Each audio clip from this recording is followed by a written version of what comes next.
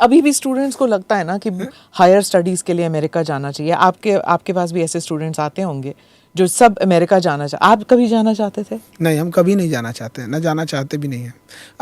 ऐसे एक आध बार कभी लेक्चर वेक्चर के लिए आया है, बट वो ये क्या है कि इतनी लंबी फ्लाइट है, 16 घंटा बैठे बैठे आदमी परेशान हो जाएगा वहाँ पे। तो बस इस वजह से हो गया। बट ऐसा नहीं, हमको अपने इंडियन एजुकेशन, हमको तो मतलब इंग्लिश मीडियम हम छोड़ दिए। हमारी ज़िंदगी का सबसे अच्छा डिसीजन था। हाँ, मतलब हमने लिटरली, हमसे अगर कोई पूछे कि पूरी जीवन में सबसे अच्छा डिसीजन क्या था, तो हम इंग्लिश मीडियम छोड़ दिए थे। क्या? बस वहाँ पानी पीना सीखे थे। मैं आई गो टू ड्रिंक वाटर, समझे में नहीं आता था पढ़ा क्या रहे हैं। हाँ। लेकिन खौफ इतना, क्लास 5 में हमको कोई क्वेश्चन आंसर याद है, तो एक हमारी मैडम थी वहाँ पे, इतना मारती थी, अभी भी याद है कुछ कुछ चीज़ें, वो राइम्स, कुछ पोएम्स, कुछ वो डर के मारे याद था, समझ में नहीं आता कर क्या रहे थे यहाँ पे। फिर इधर आए हिंदी मीडियम में, तो लगने लगा कि नहीं भाई, तो समझ में आने वाली चीज़ है।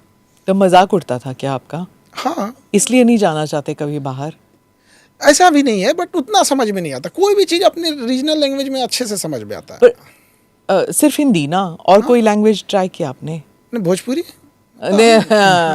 ये वो कुएं में मेंढक वाली बात हो गई फिर कि वही मतलब हिंदी और भोजपुरी आगे नहीं बढ़े? नहीं, वो मतलब आपका मन नहीं करता कहीं और जाके पढ़ाऊं मैं, पटना के अलावा कहीं बम्बई चला जाऊं, या महाराष्ट्र में कहीं स्कूल खोलूं, केरला में कहीं खोलूं? मैं बिहार से जाने का मन नहीं करता है। मतलब अजीब सी वो मिट्टी है, और एक कर्ज है। मतलब एक साधारण से लड़के को हमको बिहार ने एक खान सर बना दिया।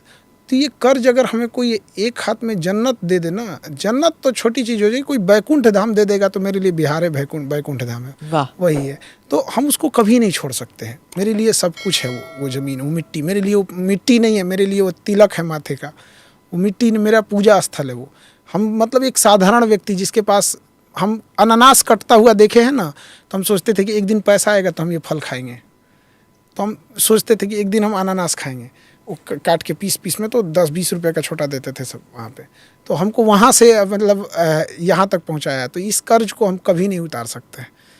अगला जन्म अगर हो तो उसी मिट्टी में हो, चाहे हम लाख हमारे मतलब बिहार में कमियां हैं, बहुत सारी परेशानियां हैं, सब कुछ है, बट अजीब सा एक लगाव है उस मिट्टी में। चाहे महावीर हो, या महात्मा बुद्ध हो, या महात्मा गांधी हो, जो भी गया हो, कुछ समय रहने के बाद लगता है ना कि हम बिहारी लोग बाहर से भले थोड़ा सा लगता है, लेकिन जब घुल मिल जाते हैं तो लगता है कि नहीं, इतने भी हम लोग को जितना बदनाम कर दिया गया है उतने ख़राब हम नहीं हैं। हाँ, अभाव पैसे का बहुत ज़्यादा है, इतना है। लेकिन हाँ, आप गांव में जाइएगा बिहार में, तो टूटी खटिया रहेगी, लेकिन उसमें भी बैठने को पूछेंगे, पानी नहीं है, लोटे में लेके आएंगे। उसके पास शीशे का गिलास नहीं है ना, लोटा में लेके आएगा। टेबल नहीं है रखने के लिए, ज़मीन पे लोटा रख देगा।